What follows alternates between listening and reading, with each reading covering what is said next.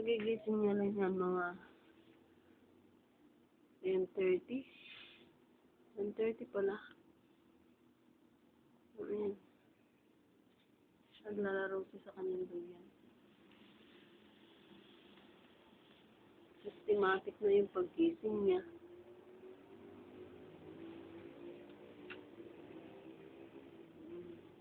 Para hindi ako nahihirapan kasi pag bibit-bitin ko siya, masasaktan ang aking baraso.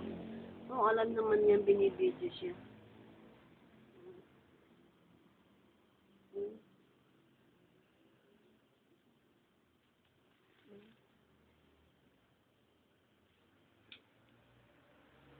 Kasama daw siya ng lolo niya sa pag-jogging, kaya kailangan maghahanap ako ng stroller, pero mahal.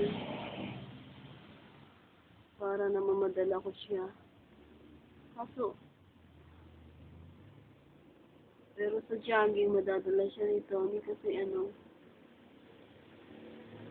gusto niyang dalhin itong bata ito sa jogging sa kasama niya. Gusto ko rin mapamahal siya kay Tony para magkaroon siya ng bahagi na ito ang magdadala sa kanya sa simbahan. Ang batang ito ang magdadala sa kanya sa simbahan para maging isang tunay na Sabadista. Lagi kong pinananalangin sa Diyos na magkaroon siya ng pag-ibig sa batang ito, lalo na rin sa aking mga anak. Kaya lahat naman ay nababago. Kaya hindi rin ako nahihirapang gaan dito.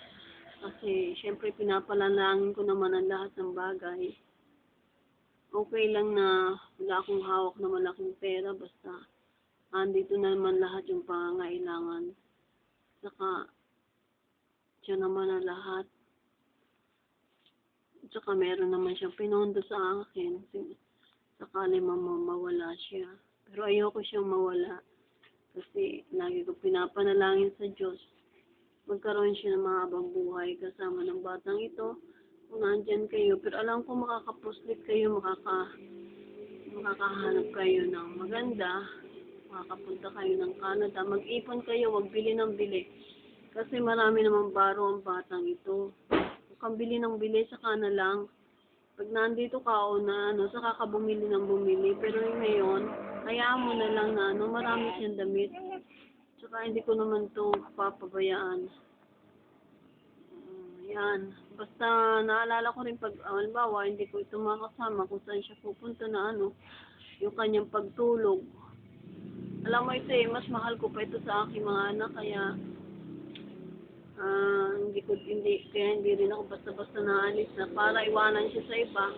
Kahit na nagbabayad ako ng mahal sa isang araw, 350 o 300, hindi ko siya maiwanan talaga ng kasi baka mamaya mahulog, mapilayan, tapos hindi ko alam. Iba naman yung alaga ko, iba naman yung alaga.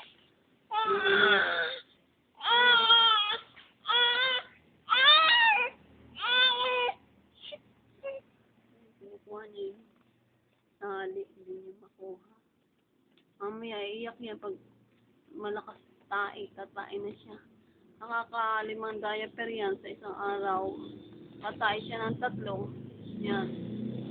Basta, malakas siya sa pero ang binibili ko yung murang diaper lang. Ewan ko kung yun ang pinakamura, yung Happy. Kasi, naman ako. Isa pa, yung i-provide sa tutulong na lang ninyo kay Toto. Pero, maliit ang malaki. Pinakakasa ko naman. Nagpapasok ako ng spaghetti. Hindi ko siya pinapaliguan kasi may sipon. Ay, sa ulo niya, hindi niya matanggal yung sali.